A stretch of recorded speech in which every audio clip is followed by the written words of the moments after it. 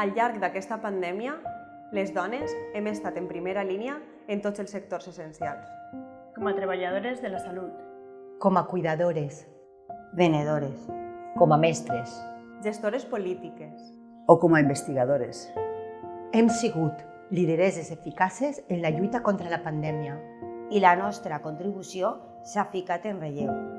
Tot i això, cada dia nous obstacles intenten frenar la nostra participació i lideratge, ja que a tot el món les dones s'enfrontem a un augment de la violència de gènere, a les tasques no remunerades, a una major tensió emocional, a més desocupació i a una major pobresa. Ens han esclatat 4 crisis alhora: la sanitària, l'econòmica, la social i la ecològica. I correm el risc de sofrir en primera persona els seus efectes. Avui, més que mai, ens hem d'unir per defensar els nostres drets i crear un nou model econòmic i social que possibilite la vida en el planeta, la igualtat i la dignitat de totes les persones.